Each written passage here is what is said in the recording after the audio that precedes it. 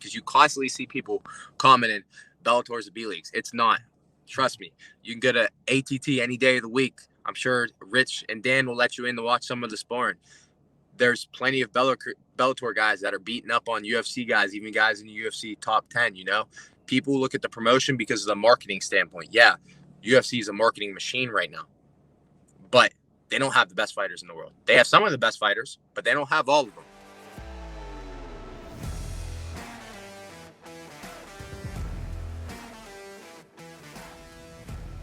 You're sitting undefeated, 5-0 as a professional, all with Bellator. Which fight did you overcome the most adversity and have the most growth, do you believe? Probably the last one, because, it was mostly striking the whole fight long. But whenever I did throw the takedowns in there, it was hard to hold Tony down. And he kept working up against the cage. So I think that's a hole in my game that we fixed from that. I think that was the most growth so far that I experienced. I'm sure in my future fights that I'll experience some more adversity where I'm forced to learn, both on the fly and then in the gym after. But up until that point, I would say my last fight. After your last fight, I saw that you had an injury. How did you spend your time, without being able to train full blast? So it sucked because I had 2 herniated discs in my lower back, L4 and L5S1. And I was getting sciatica all the way down my leg to where I couldn't put a sock on in the morning. I couldn't sit down for more than 2 minutes. I couldn't stand up for, more than a couple minutes. And then whenever I'd lay down, it would relieve it if I was laying on my back. But then after, 30 minutes, I would have to switch to my side and then the other side. So I was never comfortable.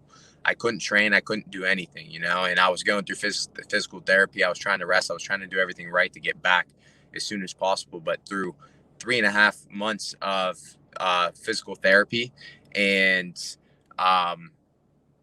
then eventually the cortisone shot that I got that helped get me over the hump is what got me back to training. But before that, it was a long process where I was seeing gradual results through the physical therapy. And then like I said, the cortisone shot got me over the hump. How long after, the recovery, did you get back into training just, in the gym with everybody?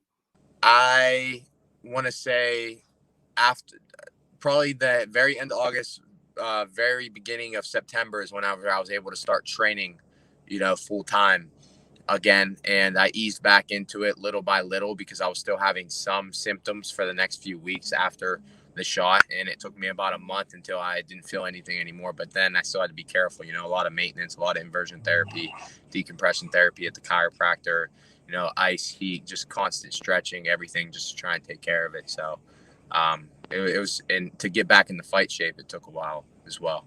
Was that like the worst injury so far in your career?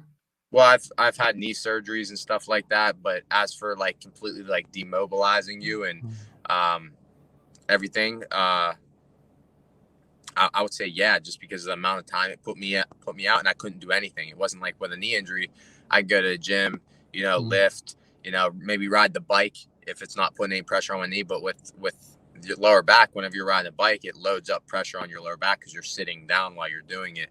I obviously couldn't run any pounding on the pavement. I couldn't box, couldn't twist, turn, nothing. So it prohibited a lot of what you could do. Yeah, I had a herniated disc in my lower back myself, but I just got straight up surgery. I didn't even go through physical therapy. I'm not an athlete, so I could do, I think, surgery. I was trying to go the quickest route, and because they said that could possibly be out for 6 months if I got surgery. So I was trying to go the quickest route, but even the route I did go, it took 4 months, 3.5 months. Not bad, not bad. Now, Bellator 273, your original opponent, Romero Cotton, you were set to face him a few times. He pulls out again.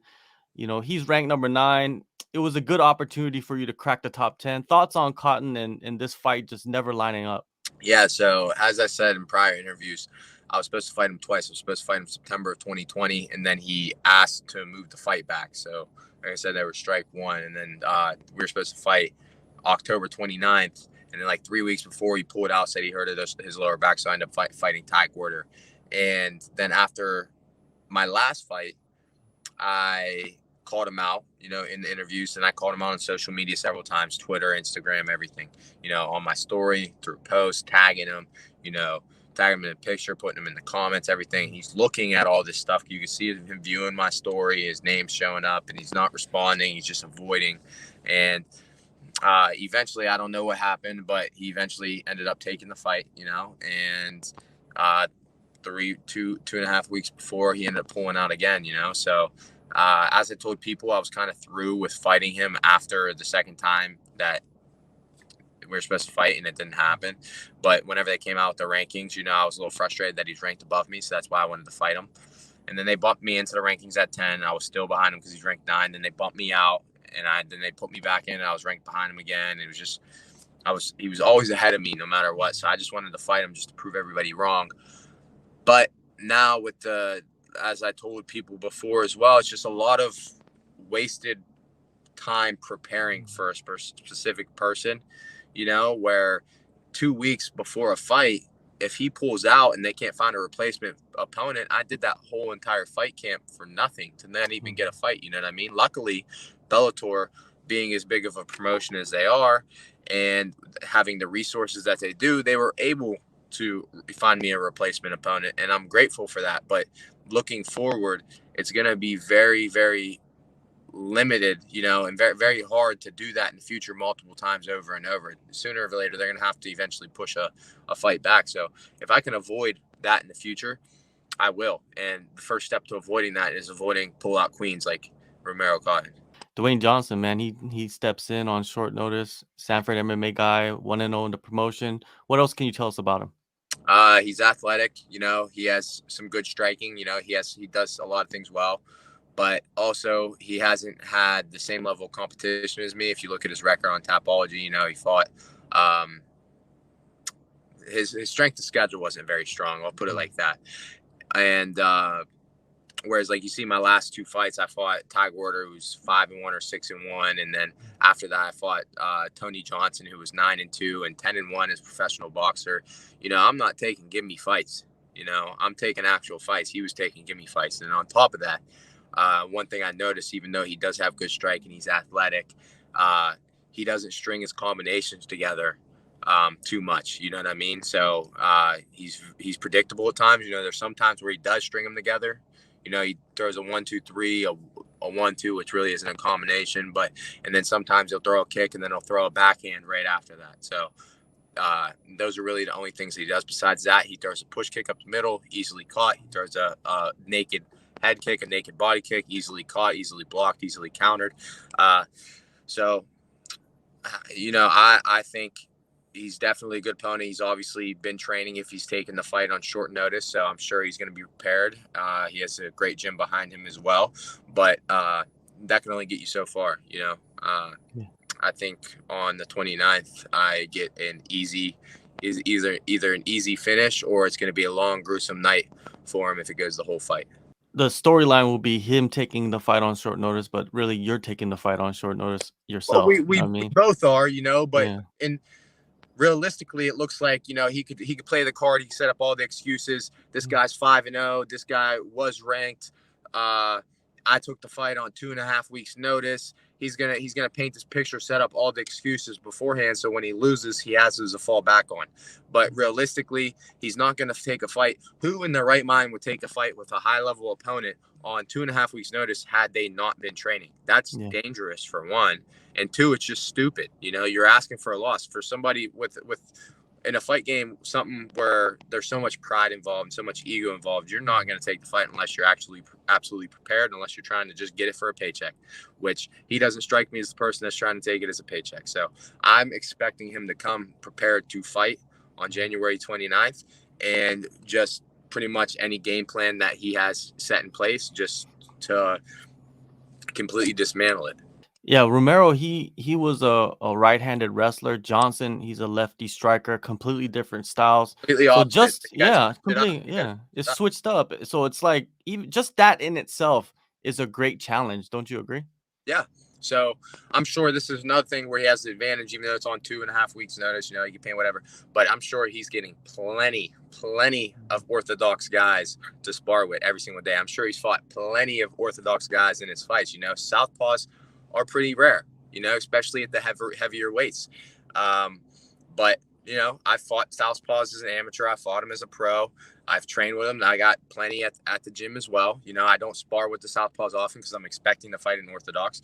But listen, man, my coaches are going to have me game planned and ready for anybody. My training partners, they're as good as anybody in the world. And I know my work ethic and my mindset, there's going to be no stopping me. So we'll see. Like I said, January 29th, different game plan, different, fighter, completely opposite preparation. He's a southpaw striker compared to the orthodox wrestler I was going to get, but that doesn't matter. It's all the same to me. Yeah, you're very confident, heading into this fight. But what kind of adjustments can you make with such limited amount of time to prepare for a guy on like the tactical side? Plenty, man. Listen, I'm the type of person, I soak stuff up like a sponge. You can teach me something 10 minutes before the fight, before I walk out for the fight, and I can guarantee you that if I don't hit it during the fight, that I'll at least attempt it 2-3 times and at least make it, look good. I'm the type of person, we drill something at practice and I'm hitting it and the live goes. I soak stuff up like a sponge. So for me, these very crunch time changes to preparation or a game plan, it's not going to affect me much. And I know there's a lot of fighters like that, and whenever you're training at the best gyms in the world with the best guys, it just makes it that much easier. I think that that's what separates like the journeyman, from the best of the best, what I mean, in each division. Do you agree with that? Yeah, definitely. Definitely. Because everybody trains hard, everybody's talented at this Yeah. level. Yeah. It's the details in between, it's Mhm. the legitimate focus, it matters. You don't just go to practice, go through the motions. Even if you're working hard, even if you're pushing your heart rate through the roof, you're getting in good shape. You got to pay attention to the details. You got to pay attention to the technique. You can't miss a step. You know what I mean? That's going to be the difference. This is a game of milliseconds where, if I see something coming, but I see it coming after it already started, it's projectile, probably not going to be able to react and get out of the way, block it, whatever. But if I'm able to read the opponent and I'm seeing it right as it's happening, boom, I might slip. Boom, I might block. Boom, I might counter.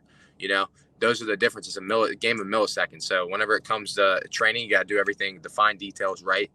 I watch a lot of film. I know a lot of people say that they don't. A lot of fighters say they don't. They leave it to coaches. But I watch a lot of film. I want to see your tendencies. I want to see your tells. I want to see what you telegraph.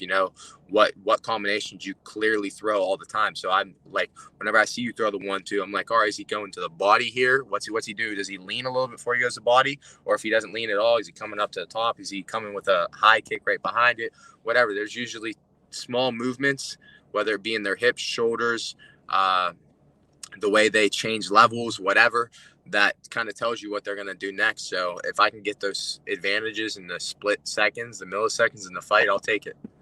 Damn, I'm learning everything, right now. One last question, Dalton, man, before I let you go.